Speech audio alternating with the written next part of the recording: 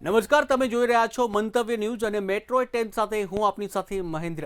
સમાચારની શરૂઆત કરીએ તો શુક્રવારે બપોરે હમીદાનગર નજીક જડીખાલાની કિટલી પાસે લોહિયાળ ઘટના બની હતી, જ્યાં 32 વર્ષીય આમિર મુકીમ શેખ ઉપર તીક્ષ્ણ હથિયાર વડે જીવલેણ હુમલો કરવામાં આવ્યો હતો।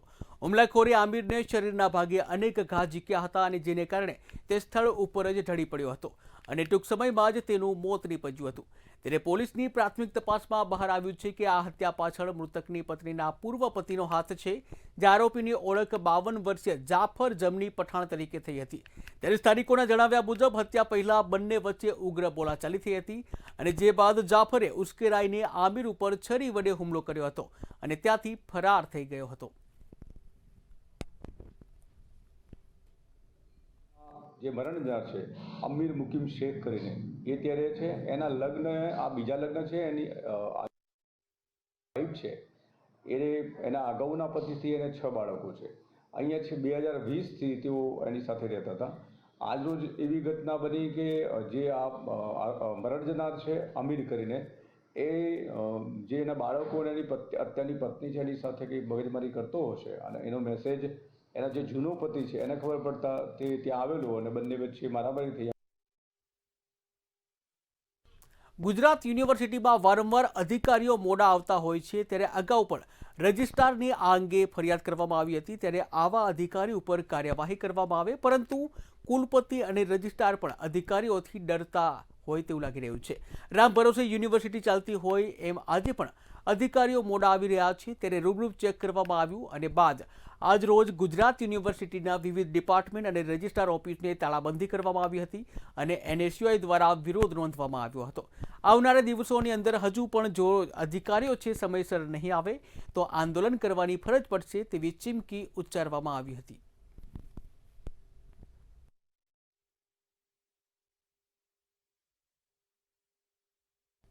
રાજકોટના ભાયાવદરમાં નશામાં ધૂત થાર ચાલકે ફિલ્મી સ્ટાઇલે આતંક મચાવ્યો છે।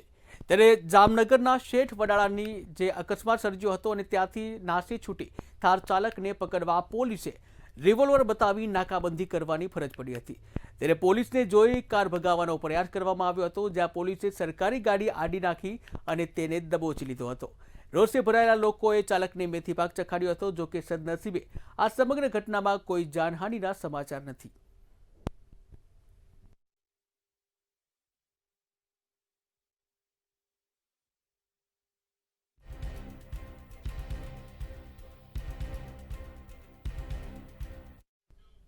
સુરેન્દ્રનગર સિવિલ હોસ્પિટલમાં આજે ગાંધી નિર્વાણ દિવસે બાપુની પ્રતિમાના ચશ્મા ગુમ થતા વિવાદ સર્જાયો હતો। પુષ્પાંજલિ અર્પવા પહોંચેલા કોંગ્રેસના કાર્યકર્તાઓએ જ્યારે ચશ્મા ગાયબ જોયા અને આસપાસ ગંદકીના ઢગલા જોયા ત્યારે તંત્ર સામે રોષ ફાટી નીકળ્યો હતો। હોસ્પિટલ સત્તાધીશોની બેદરકારી સામે હોબાળો થતા અંતે તંત્ર સફાળું જાગ્યું હતું અને તાત્કાલિક નવા ચશ્મા મંગાવી પ્રતિમાને પહેરાવતા મામલો થાળે પડ્યો હતો। ત્યારે અમે આવીને જ્યારે સફાઈ કરતા હતા ત્યારે ખબર પડી કે ગાંધીજીના ચશ્મા ગાયબ છે, જેથી કરીને અમે તાત્કાલિક ધોરણે અમે સાહેબને મળ્યા અને સાહેબ સાથે વાર્તાલાપ કરતા સાહેબને કીધું કે કેમ આ ગાંધીજીના ચશ્મા નથી, ક્યારે જતા રહ્યા? એટલે કે મને ખબર નથી, કોઈ ચોરી ગયું હશે એવા ઉદ્ધતાએ જવાબ આપ્યા અને કે તાત્કાલિક હું જોઉં તપાસ કરું છું એમ કહી અને તાત્કાલિક કોઈ વ્યક્તિને મોકલી અને તાત્કાલિક ધોરણે અમારી રજૂઆતને ધ્યાનમાં લઈ અને ગાંધીજીના ચશ્મા આજે લાવી અને અમારા હસ્તે અમે આજે ગાંધીજીના ચશ્મા પહેરાવ્યા છે। જ્યારે અહીંયા આવીને જોયું તો અહીંયા પૂરતી સફાઈ નહોતી, એટલે બધાએ ભેગા થઈને સફાઈ કરી અને જ્યારે ધ્યાન ગયું કે ભાઈ ચશ્મા નથી, તો ચશ્મા માટે અમે લોકો ત્યાં આગળ એમના અધિકારીઓને અમે કહેવા ગયા કે ભાઈ અહીંયા ચશ્મા નથી અને ચશ્મા વગરનો કોઈ કાર્યક્રમ કરાય નહીં, એ ગાંધીજીનું અપમાન કહેવાય, આપણા રાષ્ટ્રપિતા કહેવાય। અને આ ખૂબ ગંભીર વાત છે કે આમના પટાંગણમાંથી ક્યારે ચશ્મા જતા રહે છે, કેટલીય વાર લોકોની તરફથી કહેવામાં આવ્યું કે અમે પહેરાવીએ છીએ પણ જતા રહે છે, તો આ એક ખૂબ ગંભીર પ્રશ્ન છે, પણ એમને બહુ હલકાઈથી લીધો। અમે જ્યારે ત્યાં આગળ ગયા ત્યારે પહેલા પ્રથમ તો અમને સાંભળવામાં ન આવ્યા। મુખ્યમંત્રી ભૂપેન્દ્ર પટેલે ખંભાતના પતંગ ઉદ્યોગને આખા ભારતમાં સૌથી મોટું પતંગ ઉદ્યોગનું કેન્દ્ર ગણાવ્યું છે। તેમજ ખંભાત વિધાનસભામાં 182 કરોડના વિકાસના કાર્યોનું લોકાર્પણ કર્યું હતું। ત્યારે ખાસ ખંભાતની વર્ષો જૂની મીઠા પાણીની માંગ ઉપર ભાર મૂકવામાં આવ્યો હતો, જ્યાં મીઠા પાણીની યોજના સાકાર થવાથી 3500 થી 4000 TDS વાળા પાણીમાંથી ખંભાત જનતાને મુક્તિ મળશે અને જેને પરિણામે જનતાના સ્વાસ્થ્યમાં સુધારો જોવા મળશે। ત્યારે મીઠા પાણીની યોજના DPL પ્રમાણે 65 કરોડ મંજૂર કરવામાં આવ્યા છે, જ્યાં એજન્સીને 47 કરોડનું ટેન્ડર આપવામાં આવ્યું છે। આ સાથે જ ધારાસભ્ય ચિરાગ પટેલનું નિવેદન સામે આવ્યું હતું।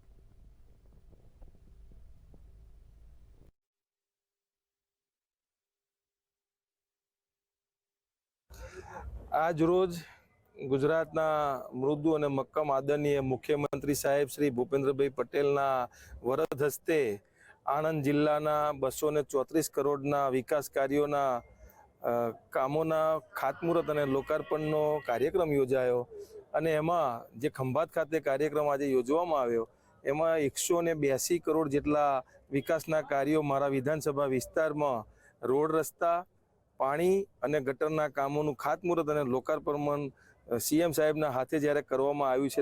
અહીંયા આગળ તો ખંભાત તો એક હમણાં જ આપણે ઉત્તરાયણ ગઈ છે, એક વાત કરીને પછી આગળ મારું વક્તવ્ય પૂરું કરું કે પતંગ અને પતંગ ઉદ્યોગનું કેન્દ્ર જો કોઈ મોટું હોય તો એ ખંભાત છે અને પતંગ ઉત્સવ પછી આની અંદર ખૂબ મોટો જંપ આવ્યો છે।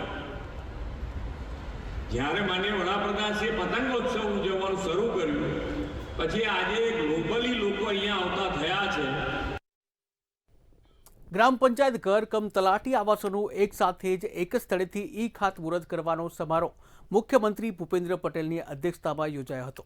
મુખ્યમંત્રી ભૂપેન્દ્ર પટેલે રાજ્યની 2666 ગ્રામ પંચાયતો માટે પોતિકા ગ્રામ પંચાયત ઘર કમ તલાટી આવાસનું એક સાથે એક સ્થળેથી ખાતમુહૂર્ત કરતા સ્પષ્ટપણે જણાવ્યું કે વડાપ્રધાન મોદીએ આત્મનિર્ભર ભારત માટે જે ગામોના ઇન્ફ્રાસ્ટ્રક્ચર ડેવલપમેન્ટ ઉપર ફોકસ કર્યું છે।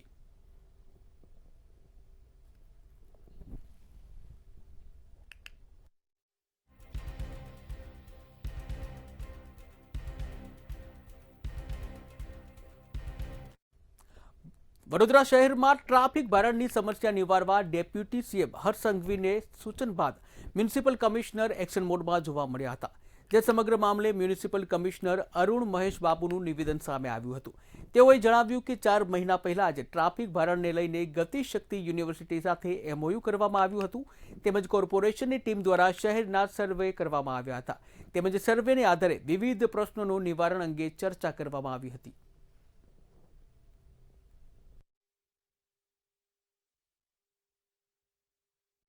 અંદર જે ટ્રાફિકની સમસ્યા બાબતમાં BMC તરફથી ટ્રાફિક એન્જિનિયરિંગ અને સિટી પોલીસ તરફથી ટ્રાફિક નિયંત્રણ આ બંને બાબતમાં ચર્ચાઓ 2-3 વખત થઈ છે। આપણે ટીમ્સ દ્વારા પણ આખા સિટીની અંદર સર્વે પણ કરવામાં આવ્યું છે। 72 ટ્રાફિક જંકશન સિવાય નવા 14 જંકશન્સની પણ જે વાત છે, ત્યાં ટ્રાફિક સર્કલ્સને સાઇઝ વધારવું છે, ઓછું કરવું છે અથવા કે બીજી કંઈ ચેન્જીસ કરવું છે અથવા લેફ્ટ ટર્ન રાઇટ ટર્ન લેતા વખત કંઈ ફોલો કરવું છે અથવા શોર્ટનિંગ કરવું છે, આ બાબતમાં સર્વે પણ પૂરું। અમારું પણ અકોટા વિધાનસભામાં મુખ્ય રીતે અમે થોડું વધારે ઇન્ડલ્જન્સ કરી રહ્યા છે। શહેરમાં પણ ખૂબ જ ઘણી બધી જગ્યાએ ટ્રાફિકનું બોટલનેક્સ થઈ રહ્યા છે, જેનું કારણ 4 રસ્તા ટ્રાફિક વ્યવસ્થા નથી જળવાતી। એના માટે કમિશનરશ્રીને પણ પોલીસ કમિશનરને પણ જાણ કરી હતી, એમના પણ તરફથી આપણને મદદ મળી રહી છે। એ પણ વિસ્તારમાં એમના ટ્રાફિક પોલીસને બધા ઊભા રાખીને જે 4 રસ્તા ઉપર ઇન્ટરસેક્શન્સ પર જે ટ્રાફિક પાર્ક કરતા હોય છે વેહિકલ્સ પાર્ક ઓછા થાય એની માટે પણ એ લોકો કામ કરી રહ્યા છે। સામાન્ય રીતે દરેક સમાજમાં વર્ષમાં એકાદ વાર અને સમાજ નિશ્ચિત કરે ત્યારે સમૂહ લગ્નનું આયોજન કરવામાં આવતું હોય છે અને જેના માટે દીકરા દીકરીઓએ આખું વર્ષ સમૂહ લગ્નના આયોજનની રાહ જોવી પડતી હોય છે, પરંતુ મહેસાણાના પાટણવાડા ગજ્જર સુથાર સમાજે આ સમૂહ લગ્ન કરાવવામાં ભારે બદલાવ કર્યો છે અને દૈનિક જે લગ્ન યોજના અમલમાં મૂકવામાં આવી છે, ત્યારે આ યોજના હેઠળ હવે કોઈપણ પરિવાર વર્ષમાં કોઈપણ દિવસે પોતાના મનગમતા મુહૂર્તમાં નહિવત ખર્ચે લગ્ન કરી શકે તેવું આયોજન કરવામાં આવ્યું છે। સૈનિક સમાજ યોજનાની જે પહેલ પ્રમુખ શ્રી દ્વારા કરવામાં આવી છે, સમાજને અત્યંત લાભદાયી છે। પ્રથમ તો પહેલા કે વરવધુને દરેકને એવી ઈચ્છા હોય છે કે પોતાના દીકરાના લગ્ન એ પોતાની રીતે કરે અને પોતાના ઘર આંગણે પોતાના બાળકનો આ જે સ્વપ્ન છે પૂર્ણ કરે, પણ ઘણા મા બાપની આર્થિક પરિસ્થિતિ એટલી હોતી નથી કે જે આ ખ્વાહિશ પૂરી કરી શકે, પણ આ દૈનિક લગ્ન સમૂહથી એ ઈચ્છા એમની પૂર્ણ થઈ રહી છે. વિશેષ ભીડ ન હોવાથી એમને સારી એવી સુવિધા પણ આપી શકાય છે. દૈનિક લગ્ન યોજનામાં મુહૂર્ત તમારું લગ્ન સમાજ કરી આપશે, એટલે જે રાહ જોવી પડતી હતી એ રાહ જોવાની નહીં. સમૂહ લગ્નમાં વ્યવસ્થાના ભાગરૂપે ખર્ચાઓ બહુ થતા હતા. એમાં ભોજન ખર્ચો હોય, મંડપ ખર્ચો હોય, બીજી તકલીફો પડતી હોય, પાર્કિંગ તકલીફ પડતી હોય, અને તમારે 12 મહિના વર્ગને રાહ જોવી પડતી હતી. એની જગ્યાએ દૈનિક સમૂહ લગ્ન યોજનામાં મુહૂર્ત તમારું સમાજ તમામ ખર્ચો લગ્નનો કરશે. વડોદરામાં નાયબ મુખ્યમંત્રી હર્ષ સંઘવીનું કડક આદેશ પછી પાલિકા તંત્ર ટોળે જે ફ્રી નંબર અને વોટ્સએપ લાઇન જાહેર કરવામાં આવી છે, અને જ્યાં નાગરિકોના રખડતા શ્વાન સંબંધિત ફરિયાદો ઉકેલવાના દાવાઓ કરવામાં આવી રહ્યું છે, ત્યારે ટોલ ફ્રી અને વોટ્સએપ નંબર જાહેર કરવામાં આવ્યા છે. પરંતુ મંતવ્ય ન્યૂઝ દ્વારા કરાયેલા રિયાલિટી ચેકમાં કારેલી બાગના રાધેશ્યામ ડુપ્લેક્સ, નારાયણ સ્કૂલ અને વિજયનગર વિસ્તારમાં આ ટોલ ફ્રી સેવા નિષ્ફળ સાબિત થઈ હતી. અનેક કોલ રિસીવ ન થયા અને કેટલાકમાં વોર્ડ ઓફિસમાં જવાની સલાહ આપવામાં આવી હતી. ત્યારે રખડતા શ્વાન પકડવાની કામગીરી વ્યક્તિગત ફરિયાદ પર જ જે કરવામાં આવે છે, ત્યારે ટોલ ફ્રી નંબર દ્વારા આ સમસ્યાનું સમાધાન જોવા ન મળ્યું. મેં હમણાં ટોલ ફ્રી નંબર પર નંબર લગાવ્યો, પણ ખાસો સમય રિંગ વાગ્યા પછી કોઈ ઉપાડતું નથી.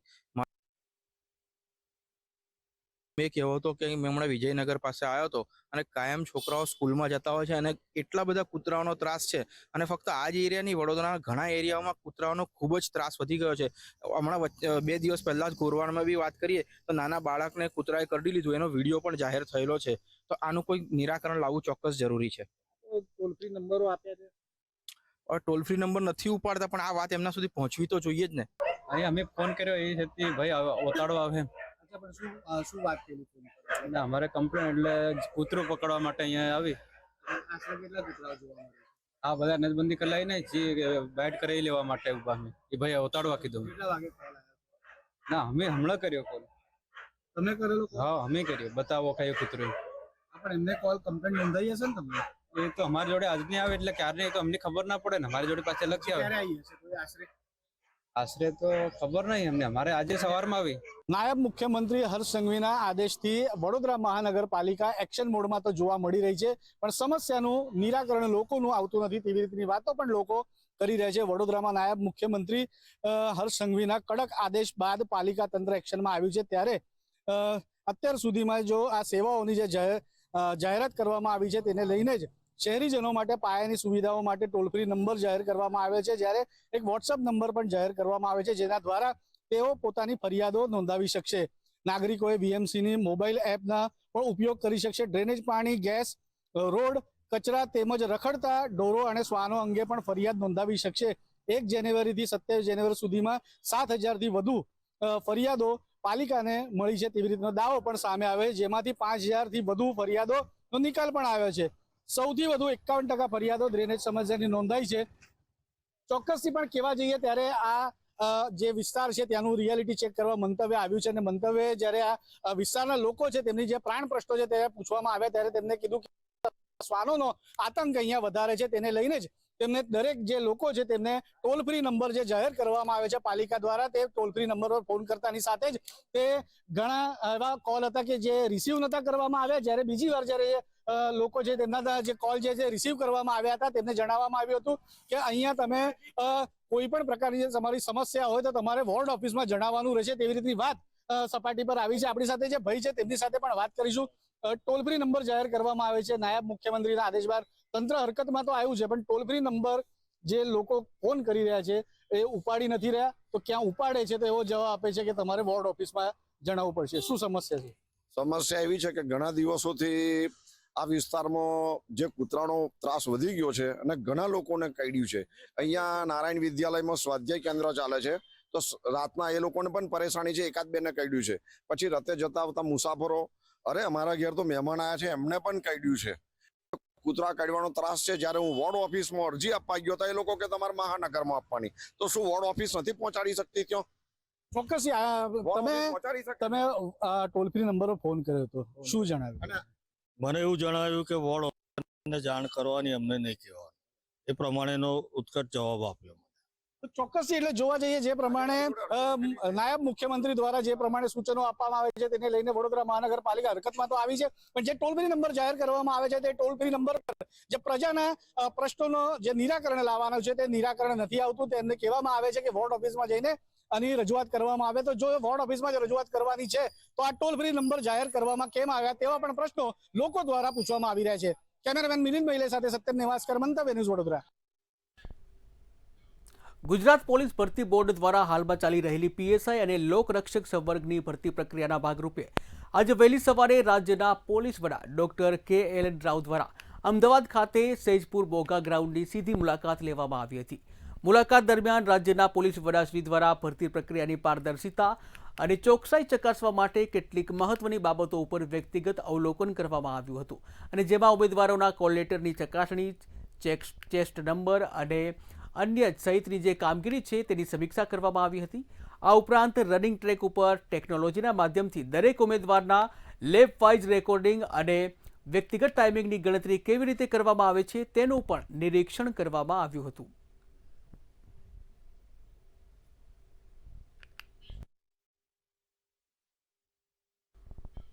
ભારતની રેલવે સુવિધાઓમાં એક નવો અધ્યાય ઉમેરાયો છે અને જેમાં દેશની સૌપ્રથમ લિક્વિફાઈડ નેચરલ ગેસ પર ચાલતી ટ્રેન અમદાવાદમાં આવી હતી.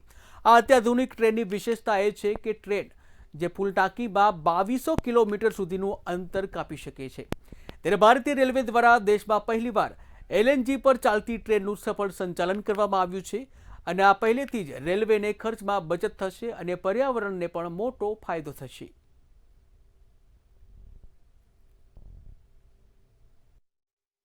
પર્યાવરણની જાળવણી માટે રેલવે દ્વારા નવો અભિગમ છે તે કેળવવામાં આવ્યો છે. જે લિક્વિડ ગેસથી ચાલતું જે એન્જિન છે તે અમદાવાદમાં પહેલીવાર લાવવામાં આવ્યું છે. લિક્વિડ નેચરલ ગેસથી હવે ટ્રેન છે તેને ચલાવવામાં આવશે અને જેનાથી પર્યાવરણને નુકસાન ન થાય, કારણ કે જે આની અંદર ડીઝલ અને જે LNG છે બંનેને મિક્સ કરીને આ ટ્રેન છે તે હવે ચલાવવામાં આવશે. કઈ રીતે આ ટ્રેન ચાલશે સીધી DRM સાથે વાત કરીશું. સર, ये कॉन्सेप्ट क्या है? पहले तो ये नया कॉन्सेप्ट है, कैसे कॉन्सेप्ट ये वर्क करेगा? देखिए, LNG जो है वो पहली बार रेलवे के ट्रांसपोर्टेशन में यूज़ किया जा रहा है कि रेलवे का इंजन LNG खींचेगा. अभी तक रोड में ये यूज होता था, ट्रक्स LNG के आए थे मार्केट में. रेलवे ने पहली बार इसको ट्राई किया है और इंडियन रेलवे में साबरमती सेट ने इसको ट्राई किया है. फ़ायदा क्या होता है LNG का, ये मैं बताना चाहूँगा कि ये अभी आप जो देख रहे हैं इसमें ये 2000 लीटर की कैपेसिटी का है और इसकी इफ़िशेंसी विज़वी जो डीजल है, डीजल इंजन है, वो 3 गुना है. चाहे कॉस्टिंग में देखिए, माइलेज में देखिए या इफ़िशेंसी में देखिए या एनवायरमेंटल इमिशन को देखिए, तो उतना फ़ायदा 3 गुना फ़ायदा LNG से है. इसलिए हम लोगों ने ये ट्रायल किया है. अभी तक करीब 2000 किलोमीटर का ट्रायल हुआ है इसमें और बहुत अच्छे और सक्सेसफुल रिजल्ट आ रहे हैं. कॉस्टिंग में बात करें तो इसका कॉस्ट जो होता है LNG का, मार्केट में अगर आप जाओ तो करीब 83 रुपया पर केजी का आता है, 83 रुपीज़ पर केजी. डीजल का 93 के आसपास आता है. बट इसकी इफ़िशेंसी आप देखिए, अगर माइलेज देखिए तो डीजल 1.4 लीटर पे 1 किलोमीटर ले जा रहा है हमें और ये हमें 0.43 લીટર पे 1 કિલોમીટર લઈ जा रहा है. એટલે હવે જે ગેસથી ચાલતી જે ટ્રેન છે તે પણ જોવા મળશે અને આનો સીધી ઇફેક્ટ છે તે પર્યાવરણ ઉપર જોવા મળશે, કારણ કે જે ટ્રેનમાં જે ગેસના કારણે જે પર્યાવરણ છે તેને પણ જાળવણી થશે અને તેના જ કારણે આ નવો અભિગમ છે તે પશ્ચિમ રેલવે દ્વારા અપનાવવામાં આવ્યો છે. કેમેરા પર્સન રશ્મિન પટેલ સાથે કિંજલ બોરીસા, મંતવ્ય ન્યૂઝ, અમદાવાદ. અમૃત ભારત ટ્રેન અમદાવાદમાં લાવવામાં આવી હતી અને જે ટૂંક સમયમાં મુસાફરો માટે અમદાવાદથી શરૂ કરાય તેવી પણ શક્યતા છે. આ ટ્રેન ખાસ કરીને સામાન્ય અને મધ્યમ વર્ગના મુસાફરો માટે આધુનિક સુવિધાઓ સાથે સસ્તી અને આરામદાયક મુસાફરીનો વિકલ્પ પૂરો પાડશે. ત્યારે અમૃત ભારત ટ્રેન સંપૂર્ણપણે નવું ડિઝાઇન ધરાવે છે અને જેમાં આધુનિક કોચ, વધુ સુરક્ષા વ્યવસ્થા, સારી વેન્ટિલેશન સિસ્ટમ અને આરામદાયક બેઠકો પણ ઉપલબ્ધ છે. યાત્રીઓનો સ્ટેશન પર રોકાવાનો સમય અને મુસાફરીનો સમયગાળો ઘટશે. આ ટ્રેન દેશના વિવિધ મહત્વપૂર્ણ શહેરોને જોડશે અને જેથી મુસાફરોને ઝડપી અને સુલભ પરિવહન મળી રહેશે. અમદાવાદથી મુંબઈ વચ્ચે આ ટ્રેનનો 130 કિલોમીટર પ્રતિ કલાકની ઝડપે ટ્રાયલ શરૂ કરવામાં આવ્યો હતો.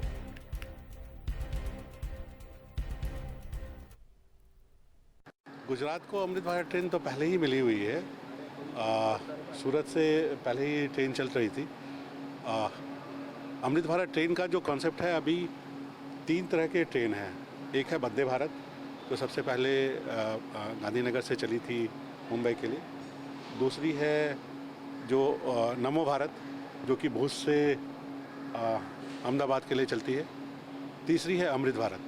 ભારતીય રેલવે આધુનિકરણ પર તરફ વળી રહ્યું છે. અલગ અલગ નવી નવી ટ્રેનો છે તે આવી રહી છે. ત્યારે હવે અમદાવાદ અને મુંબઈ વચ્ચે જે અમૃત એક્સપ્રેસ, અમૃત ભારત એક્સપ્રેસ નામની જે ટ્રેન છે તે ચાલવાની છે. થોડા સમય પહેલાં જે તેનું સફળ ટ્રાયલ છે તે પણ પૂર્ણ કરવામાં આવ્યું હતું. અંદાજિત 130 કલાકની પ્રતિ કલાકની તેની ઝડપે આ ટ્રેન છે તે ચાલવાની છે અને ટ્રાયલ પણ તે જ પ્રમાણે કરવામાં આવ્યો હતો. અત્યારે દેશમાં અલગ અલગ જગ્યાએ 30 જેટલી જગ્યાએ જ્યાં અમૃત ભારત ટ્રેન છે તે ચાલી રહી છે, પરંતુ હવે તેમાં નવો વધારો કરવામાં પણ વિચારવામાં આવી રહ્યું છે અને તેના જ કારણે આ નવો રૂટ છે અમદાવાદ અને મુંબઈના રૂટ ઉપર આ ટ્રેન છે તે ચલાવવામાં આવી શકે છે, કારણ કે તે જ રૂટ ઉપર તેનું ટ્રાયલ છે તે કરવામાં આવ્યું હતું. ખાસ કરીને જો આ અમૃત ભારત ટ્રેનની વાત કરવામાં આવે તો આ ટ્રેનની અંદર જે 22 જેટલા કોચ છે તેમાં સ્લીપર, જનરલ અને નોન એસી કેટેગરીના કોચ છે તે રાખવામાં આવ્યા છે. 1000 કિલોમીટરના અંતરમાં આનું ભાડું છે તે પણ 500થી 1000 સુધીનું લેવામાં આવી શકે છે. એટલે કે ભવિષ્યમાં જે બુલેટ ટ્રેનની વાત કરવામાં આવી રહી છે, બુલેટ ટ્રેન પણ અમદાવાદમાં દોડવાની છે, ત્યારે બુલેટ ટ્રેનની પહેલા હાઈ સ્પીડ ટ્રેન છે તે આ અમૃત ભારત એક્સપ્રેસ છે તે અમદાવાદને એક ભારતીય રેલવે તરફથી એક ભેટ છે તે ટૂંક જ સમયમાં છે, કારણ કે તેનો ટ્રાયલ રન છે તે પૂર્ણ કરી દેવામાં આવ્યો છે અને આજે તેને અમદાવાદ લાવવામાં આવી છે. એટલે કે થોડા જ સમયમાં અમદાવાદથી આ ટ્રેનની શરૂઆત છે તે પણ થઈ શકે છે. કેમેરા પર્સન રશ્મિન પટેલ સાથે કિંજલ બોરીસા, મંતવ્ય ન્યૂઝ, અમદાવાદ. તો સુરેન્દ્રનગરથી મહત્વના સમાચાર સામે આવી રહ્યા છે, જ્યાં સુરેન્દ્રનગરના થાનગઢમાં ખનન માફિયાઓ છે તેમના વિરુદ્ધ કાર્યવાહી કરવામાં આવી છે. થાનગઢના તરણેતરમાં ખનીજ ચોરી ઉપર દરોડા પાડવામાં આવ્યા છે. તો મહત્વના સમાચાર સામે આવી રહ્યા છે સુરેન્દ્રનગરથી, જ્યાં ખાનગી જમીન ઉપર ખનીજ ચોરી કરવામાં આવી રહી હતી, દરોડા પાડવામાં આવ્યા છે. ત્યારે કાર્બોસેલ સહિતનો જથ્થો હાલ તો જપ્ત કરવામાં આવ્યો છે અને કાર્યવાહી હાથ ધરવામાં આવી છે. ત્યારે ખનીજ ખોદકામ કરતા 5 મજૂરો છે, 5 મજૂરોનું પણ હાલ તો રેસ્ક્યુ કરવામાં આવ્યું છે. 8 લાખથી વધુનો મુદ્દામાલ હાલ જપ્ત કરવામાં આવ્યો છે.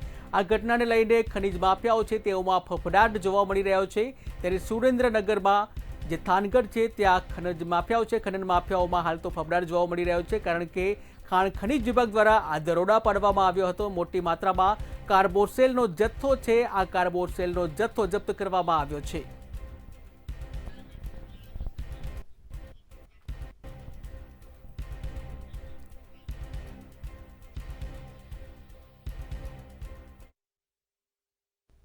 તો જૂનાગઢથી મહત્વના સમાચાર સામે આવી રહ્યા છે, જ્યાં જૂનાગઢમાં એક સગીરા કૂવામાં પડતા મોત નીપજ્યાના સમાચાર સામે આવી રહ્યા છે. જૂનાગઢના બરવાળાની આ ઘટના છે. જૂનાગઢના બરવાળામાં એક સગીર યુવતી કૂવામાં પડતા મોત નીપજ્યું છે, જ્યાં સોનિયા સૂર્યવંશી નામની 17 વર્ષીય સગીરા કે જેનું કૂવામાં પડતા મોત નીપજ્યું છે. મધ્યપ્રદેશના મજૂર પરિવારની સગીર દીકરીનું કૂવામાં પડતા મોત નીપજ્યું છે. પાણી ભરવા જતા સમયે આ દુર્ઘટના બની હતી અને જ્યાં પગ લપસી જતા કૂવામાં ખાબકી હતી અને અંતે મોત નીપજ્યું હતું. ત્યારે ગ્રામજનો અને સ્થાનિક તરવૈયાઓની મદદથી યુવતીના મૃતદેહને બહાર કાઢવામાં આવ્યો હતો. ત્યારે હાલ તો આ ઘટનાને લઈને સમગ્ર ગામમાં માતમ છવાયો છે. વંથલી સિવિલ હોસ્પિટલ ખાતે પોસ્ટમોર્ટમ અર્થે જે મૃતદેહ છે તેને ખસેડવામાં આવ્યો છે.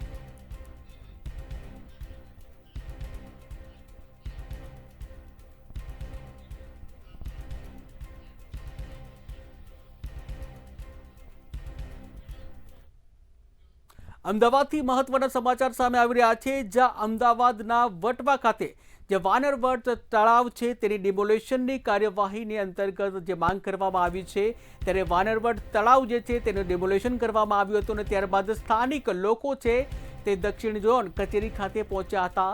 450 જેટલા મકાનો છે વાનરવડ તળાવ જે ખાતે આવેલા છે અને તેઓને હટાવવામાં આવ્યા છે। ત્યારે મકાનો સામે મકાન આપવામાં આવે તેવી સ્થાનિકો દ્વારા માંગ કરવામાં આવી છે। ત્યારે મકાનો ન મળે તો ઉગ્ર આંદોલન કરવાની પણ તૈયારીઓ સ્થાનિકો દ્વારા બતાવવામાં આવી છે।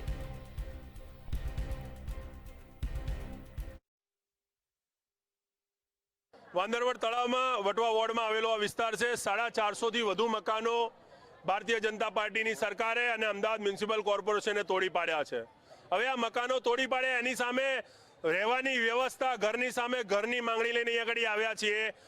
મિહિરભાઈ, વટવા વોર્ડની અંદર તો ભારતીય જનતા પાર્ટીની સરકારે અને અમદાવાદ મ્યુનિસિપલ કોર્પોરેશને 182 કરોડના ખર્ચે ગરીબ આવાસ યોજનાના મકાનો બનાવ્યા હતા અને વગર કોઈને ફાળવણીએ મકાનો 182 કરોડના ખર્ચે બનેલા મકાનો તોડી પાડ્યા અને અત્યારે હાલની તારીખમાં વાંદરવડ તળાવની સામે જે ગરીબ આવાસ યોજનાના મકાન છે એ મકાનો પણ જર્જરિત હાલતમાં પડ્યા છે। 60 बरस हो गया, मेरे जेठ जेठान के मैं साथ में रहती हूँ। हम लोग केस किए थे और केस की तारीख 2 गई, तीसरी आई फरवरी में। बीच में इसने तोड़ दिया, आके धमकी दिया कि खाली कर दो। ऑटोमेटिक आके खाली करवा के तोड़ दिया इसने। हम लोग रोड ऊपर आ गए और तालाब किनारे रहते झोपड़ा बांध के। कहाँ रहे? कहीं जगह भी नहीं है, हम लोग रहे कैसे कैसे हम लोग पार कर रहे हैं ठंडी महीना में बच्चा लेके।